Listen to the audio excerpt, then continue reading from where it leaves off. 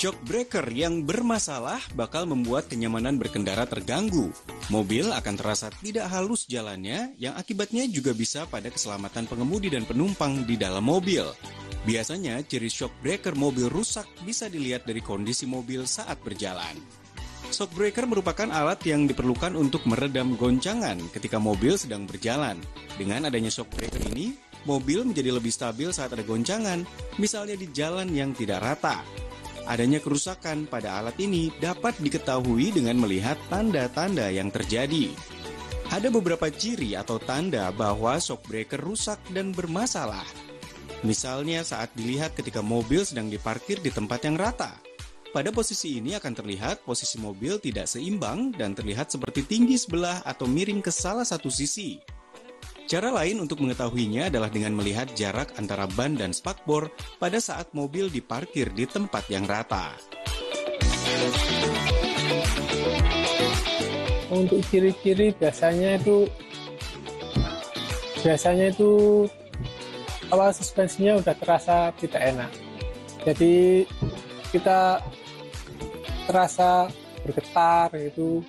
Terus untuk ban biasanya itu sering makan sebelah. Kalau untuk di jalannya nggak rata, biasanya itu udah lemes. Kadang ada yang kaku, dari bunyi jedak itu biasanya untuk shock breaker yang rusak. Biasanya bunyinya kayak ya ada yang bunyi besi sama besi, biasanya udah parah banget kayak gitu. Kalau untuk yang baru-baru mau rusak biasanya itu agak keras, duduk. Ternyata ada oli yang bocor, itu juga termasuk ciri rusak. Ya, itu salah satu ciri yang rusak. Biasanya tuh olinya bocor dari mana, Mas? Dari asnya. Biasanya kan ada asnya, as yang panjang kayak itu yang mengkilap kayak trum gitu. Itu keluar dari situ. Nanti di sampingnya, di luarnya asnya itu ada silnya kan, keluar dari sil. Untuk shock breaker kalau rusaknya tidak parah bisa diperbaiki.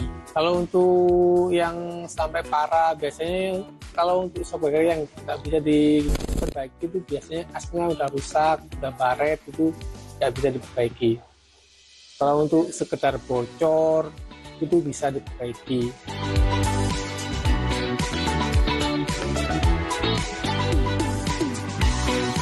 Biasanya jarak setiap roda dengan spakbor tidak sama atau berbeda-beda. Hal ini menandakan kondisi shock breaker mengalami kerusakan. Yang sering terjadi, shock breaker yang sering mengalami kerusakan adalah di bagian kiri. Hal ini terjadi karena mobil sering meredam hentakan keras berkali-kali akibat kondisi jalan yang tidak rata. Berjalan di lajur kiri yang menyebabkan shock breaker yang rusak sering terjadi di bagian kiri. Kemudian, shock breaker yang mengalami kerusakan juga bisa mengakibatkan ban mobil menjadi cepat aus dan akhirnya tidak rata. Bagian ban yang aus ini bisa terjadi pada sisi luar ban dan bisa juga di bagian dalam. Lebih parah lagi, aus pada ban ini juga bisa terjadi pada beberapa ban sekaligus.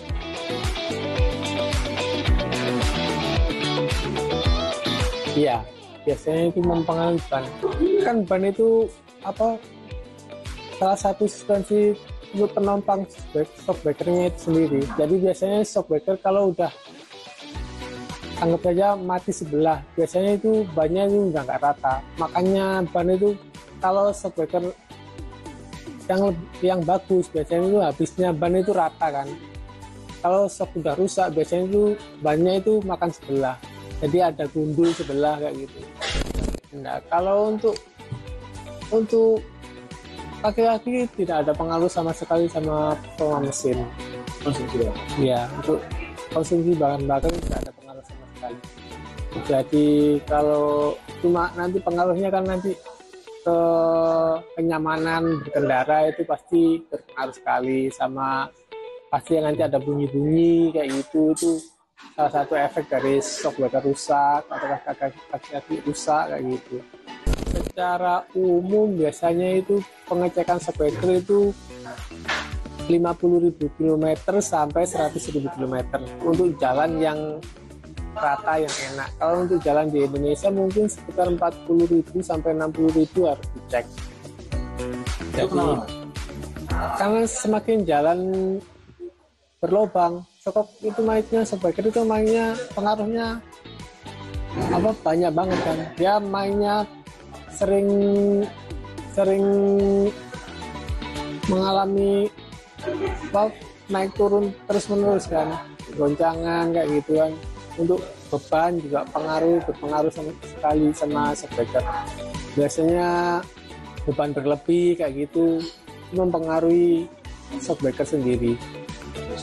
Mungkin pesan-pesan hindari jalan berlubang seminimalis mungkin dan beban berlebih. Jadi jangan diberikan beban berlebih untuk mobilnya. Jadi itu bisa untuk merawat mobilnya lebih aman, lebih awet mobilnya. Ban aus terjadi akibat pemasangan kaki-kaki shockbreaker secara keseluruhan yang kurang pas. Hal ini mengakibatkan fungsi shockbreaker menjadi lemah. Aus pada ban yang terjadi pada bagian dalam biasa disebut camber negatif. Sebaliknya bila terjadi pada bagian luar disebut camber positif. Untuk mengetahui kondisi yang sebenarnya bisa dilakukan dengan spuring. Apabila aus sudah parah, sebaiknya ban segera diganti dengan yang baru. Apalagi karena mengendarai mobil dengan kondisi ban aus bisa membahayakan keselamatan. Ciri-ciri shockbreaker mobil rusak juga ditunjukkan dengan adanya cairan oli yang merembes keluar. Keadaan ini terjadi akibat adanya kebocoran pada dinding tabung shockbreaker akibat tabung tergores, sehingga cairan bisa merembes. Kerusakan ini terjadi pada mobil dengan suspensi fluida. Kebocoran yang mengakibatkan oli merembes ini bisa disebabkan oleh seal yang robek akibat kotoran yang mengeras dan bisa juga disebabkan oleh kebocoran pada tabung shockbreaker yang lama-kelamaan akan menyebabkan gejala lain seperti bunyi kasar, mengayun berlebihan, dan sebagainya. Untuk memperbaiki shockbreaker yang mengalami kerusakan sebaiknya dilakukan oleh ahlinya. Tetapi kerusakan shockbreaker ini bisa dicegah atau diminimalisir dengan beberapa cara serta melakukan tindakan tertentu agar kerusakan tidak semakin parah sebelum dilakukan penggantian.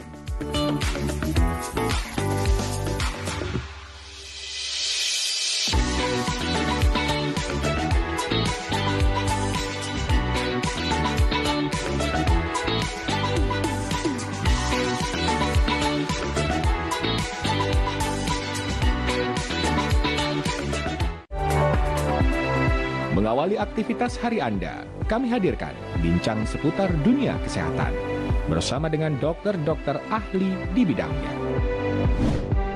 Ispa itu sendiri bisa menyebabkan yang pertama itu tadi ya batuk, pilek ringan. Jadi dengan update Sehat Pagi, Senin hingga Jumat pukul 6 waktu Indonesia Barat di Jawa Pos TV.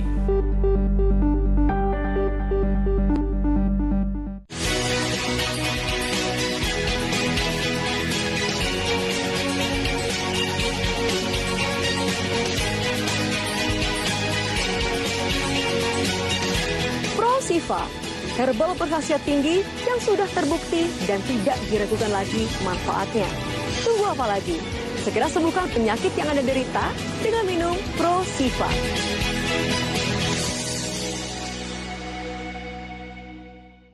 Halo pemirsa, apa kabar Anda? Dan kembali lagi bersama saya Rebecca Zeller. Karena Rebecca akan memberikan rahasia untuk bisa memuaskan di atas ranjang. Waduh, apa nih rahasianya?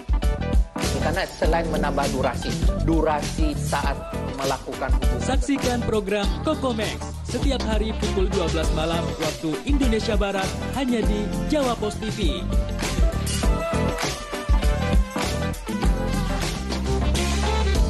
Berbagai informasi terkait dunia bisnis dan bidang usaha lainnya kami sajikan dalam program Update Bisnis.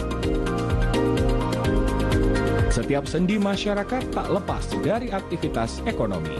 Berita seputar ekonomi mikro dan kerjasama bisnis. Kami hadirkan dalam program Update Bisnis.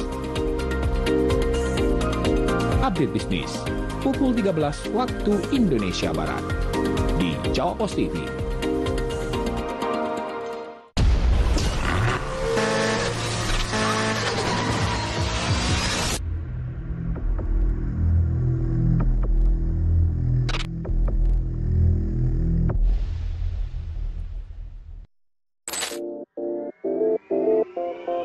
Mobil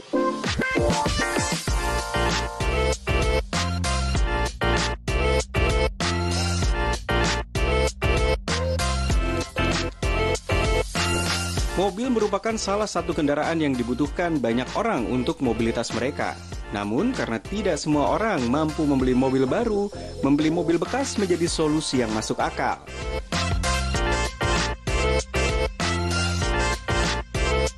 Tips membeli mobil bekas untuk pemula yang tentunya tetap hemat budget dan berkualitas diantaranya. Yang pertama, melakukan riset online. Yang kedua, menentukan budget. 3. Memiliki rasa percaya diri. 4. Memiliki ilmu pengetahuan bidang otomotif. 5. Lebih teliti menanyakan kondisi mobil. 6. Melakukan survei ke beberapa dealer. Apabila sudah melakukan riset online, tidak ada salahnya juga jika melakukan survei secara offline ke beberapa dealer mobil. Survei ini bisa dari segi harga, spesifikasi maupun tipe mobilnya. Dan berikut ini tips saat cek kondisi mobil dari praktisi otomotif Steven Kosasi. Bekas yang perlu kita cek, pertama saya selalu ke bodi. Karena bodi itu saya mesti lihat dia cecetan boleh, tapi jangan pernah sampai yang over ya, yang pernah sampai guling atau gimana, kan itu saya terbaiki. Cuman kita lihat di chassisnya dulu. Chassis ini kita lihat. Nah, kalau bodi ini dilepas hilang wajar, gampang, tapi yang kita nggak bisa ganti di sini. Nah, ini bodi ini. Ini mobil sih masih kencang, dari bodinya masih kencang, apa saja masih kencang. Bagian ini kita nggak bisa curi nih, batuan. Ini nggak bisa bagian ditenteng, tinggal bagus sangat kelihatan. Masih bagus, masih dijaga, masih juga masih standar. Uang mesin bersih, jadi orang ini dia ada perawatannya lah di mobil ini, tapi dia memperhatikan ya. Kalau memang kondisi catnya mungkin sering dijemur ya, di beberapa cat ini ada pecah-pecah, retak. Kalau lampu ini menguning hal biasa, ini cleaning bisa. Oke, tapi kalian perhatikan tuh bagian bodinya kenceng, katanya itu kalian perhatikan, kalian lihat dari sini. Nah, ini normal sekali. Kalau masalah cat yang pecah-pecah itu gampang lah. Saya cek bagian ini, selang karet-karet ini normal, ini normal, jadi mobil ini masih standar, jadi nggak di aneh-aneh. Kalau ini AC, kalau AC tadi saya lihat itu, nah kalian untuk cek AC itu, ini ada dua, selang besar sama selang kecil. Selang besar itu dia harus dingin, harus berair, itu yang normal. Selang kecil harus panas. Nah, ini harus panas nih. Nah, itu nanti kelihatan AC-nya tuh normal apa enggak, bekerja maksimal apa enggak. Cuma itu aja tips buat AC. Kalau setelah kita body, saya pertama lihat ke, kan kita pada panah pertama, lihat ke body dulu, body semok hatinya oke, kita pinang, kita masuk ke hatinya dulu, hatinya apa? Setir sama jok.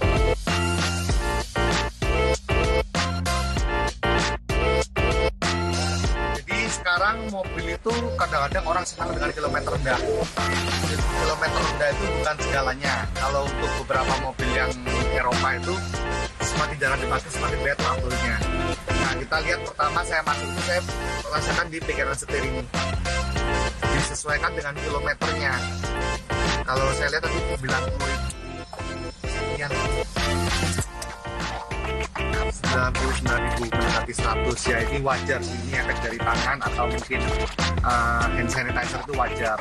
Kedua, kita perhatikan di bagian jok itu yang paling kanan yang kita perhatikan, karena kanan ini pasti sering didudukin duluan nih, ini berasa.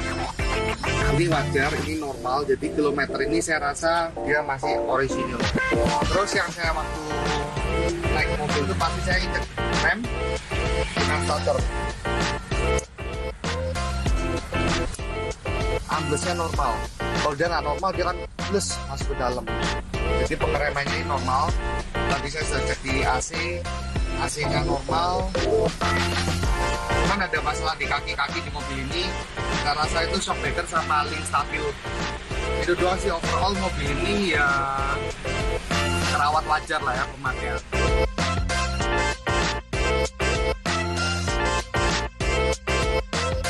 Satu, cek bodi, dia kenceng apa enggak ya. Setelah cek bodi, kalian lihat baut-bautnya, penataan baut di bawahnya kap mesin itu kalau pernah sampai jeder kenceng itu biasanya mereka tuh bautnya nggak kembali asal. Nah, kalau ini yang berbeda dengan yang lain, ini kenceng semua, jadi perhatikan di bodi mobil kenceng atau enggak. Lalu kalian buka ke bagian kap mesin, kering atau enggak, ada oli bocor atau enggak. Lalu masuk ke bagian interior ini yang kalian, kalau interior kan masih bisa perbaikin, tapi kalau bodi itu sudah nggak lempeng itu susah untuk dilurusin. Tapi kalau masalah interior ini gampang. Kalau kaki-kaki kan juga gampang, stepper juga sudah bisa dicari kan itu.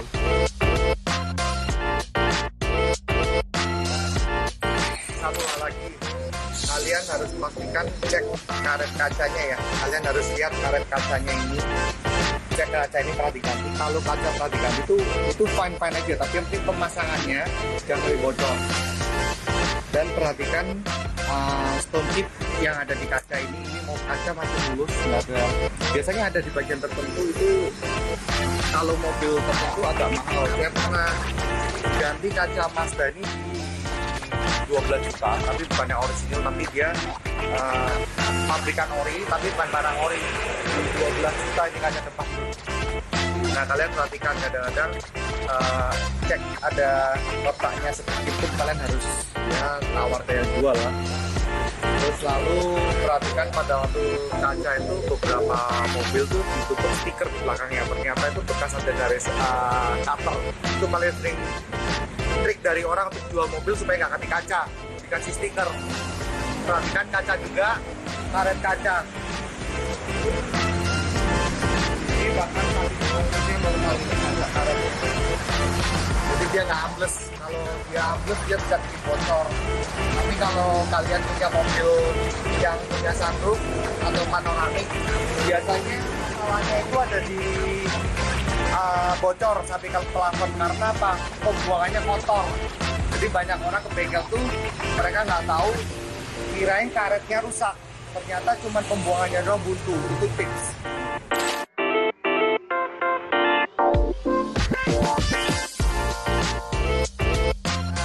Ini juga hal penting, beli mobil bekas disesuaikan dengan kilometer, kalian cek ban serep. Nah, ini ban serep belum pernah turun ke tanah nih. Dan perhatikan kelengkapannya, karena beberapa mobil mungkin udah dipasang audio atau dibongkar-bongkar, jadi ini masih lengkap nih. Dan cek di bagian ini biasa saya angkat, ban serep saya angkat, saya cek ada keropos apa enggak, karena kalau udah ada keropos itu bahaya sekali. Oke. Nah, ini baut bocor saya masuk nih. Ini nggak pernah dibongkar, jadi masih normal.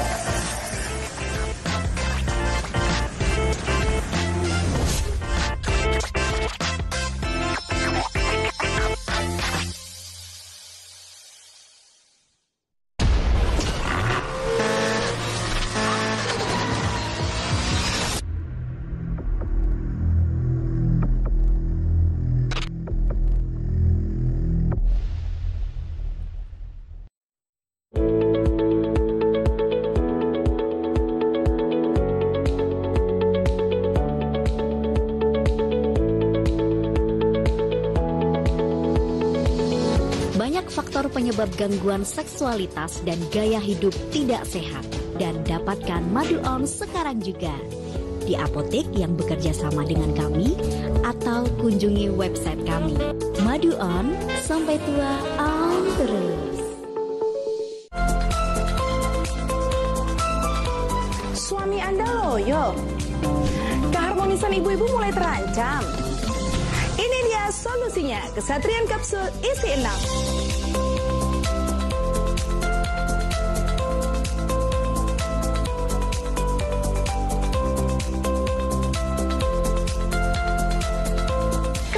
Kapsul herbal rahasia para ksatria. Deretan video lucu dan unik dari netizen yang viral di media sosial bakal bikin harimu lebih asik dan menarik. Lagi asik-asiknya main dorong-dorongan sama Besti yang naikin kursi roda, nggak taunya beneran kena batunya nggak tuh? BJPK, viral jempol, viral kocak. Hanya di Jawa Post TV. Ya.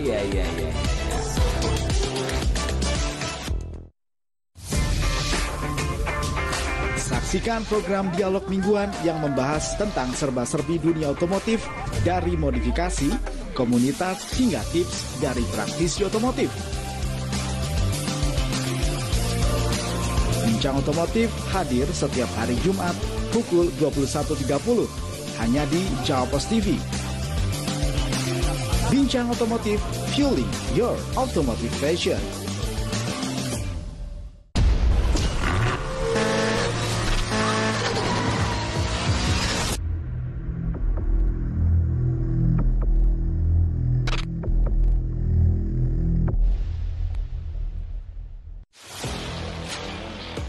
Bayangkan Anda mengendarai mobil impian dengan performa yang memukau dan desain yang menawan.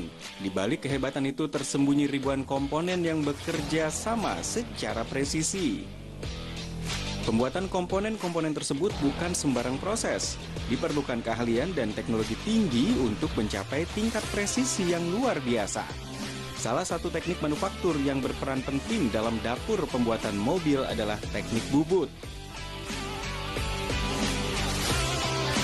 Teknik ini bagaikan seorang pengrajin ulung yang dengan cekatan membentuk berbagai komponen menjadi wujud yang fungsional dan akurat. Tanpa teknik bubut, mungkin mobil impian Anda tidak akan dapat menjelajah jalanan dengan mulus dan penuh gaya. Teknik bubut seringkali disebut juga dengan istilah turning, merupakan sebuah proses manufaktur subtraktif. Artinya, pembentukan komponen mobil yang presisi tidak dilakukan dengan menambahkan material, melainkan dengan cara menghilangkan material secara bertahap. Benda kerja yang akan dibentuk dipasang dan diputar pada poros yang berputar dengan kecepatan tinggi. Sementara itu, pada sisi lain terdapat pahat atau cutting tool yang posisinya bisa diatur dengan cermat. Pahat inilah yang bertugas mengikis atau membuang material yang tidak diperlukan dari benda kerja. Dengan kontrol yang presisi dan bertahap, proses pembubutan ini mampu membentuk benda kerja menjadi wujud final yang fungsional dan sesuai dengan desain yang diinginkan. Peran mesin bubut di industri otomotif itu tidak bisa lepas karena produksi mesin-mesin sendiri itu membutuhkan dari kinerjanya mesin bubut tersebut. Jadi yang paling utama adalah perannya untuk memperbaiki, juga membuat dari part-part yang aus ataupun part-part baru yang untuk dimodifikasi ke kendaraan atau otomotif tersebut. Mesin bubut itu ada kita bicarakan mesin satu unit, bukan keseluruhan, satu unit. Jadi mesin bubut itu sendiri itu berdiri sendiri. Kalau kita bicara dengan mesin industri, itu ada beberapa mesin, banyak mesin untuk mensupport industri. Pengerjaannya itu kalau lebih kecil itu otomatis lebih sulit. Dan untuk di mesin bubut sendiri, kalau kita mengerjakan, seumpama contoh ya, kita mengerjakan rumahnya piston atau silinder, itu dikerjakan dengan cara bukan dibubut, tapi dikotok. Jadi kadang persepsi orang ini salah menurut saya. Banyak kan kalau kita mau pergi bengkel mana bengkel bubut, oh ini harus dibubut, ini harus dibubut, padahal sebenarnya tidak demikian. Pengerjaannya seperti apa? Kalau misalnya giginya rusak atau gearnya rusak atau shocknya rusak itu bisa dibubut. Pembuatan ulir ataupun berat bisa dibubut mesin bubut. Tapi untuk umpama misalnya oversize, dia punya piston oversize, itu tidak bisa dikerjakan di mesin bubut, tapi di mesin rotor namanya. Dan pengerjaan untuk crankshaft yang cacat ataupun luka itu dikerjakan oleh mesin crankshaft grinding. Kalau kita mau mengerjakan sesuatu yang berhubungan dengan otomotif, maka kita harus cari bengkel otomotif yang dikhususkan untuk perbaikan spare part, bukan bengkel bubut. Karena bengkel bubut tidak selamanya bisa mengerjakan apa yang kita mau atau apa yang spare yang kita bawa. Jadi yang hanya bisa diperbaiki oleh mesin atau yang dikerjakan oleh mesin bubut tersebut adalah hanya umpama rumah-rumah bearing, as, ya, pengerjaan as roda, terus pengerjaan untuk ulir, pembuatan ulir berat, ya, terus juga untuk pengerjaan yang pokoknya dia mesin bubut itu hanya mengerjakan material-material yang bersifat bulat atau lingkaran, itu mesin, atau juga pengeboran. Kalau kita mau memperbaiki mesin, khususnya di otomotif, carilah bengkel yang memang benar-benar memadai dan memiliki mesin yang lengkap, khususnya di otomotif. Jadi bukan sembarang bengkel, karena mesin otomotif itu membutuhkan akurasi, ketelitian, dan juga dia punya dimensi itu harus benar. Kalau misalnya kita masuk bengkel bubut yang tidak familiar dengan pengerjaan otomotif, maka hasilnya tidak akan bagus. Teknik bubut bukanlah sekedar pelengkap, melainkan pemain kunci dalam bengkel mobil. Fungsinya sangat luas, mencakup pembuatan dan perbaikan berbagai komponen presisi.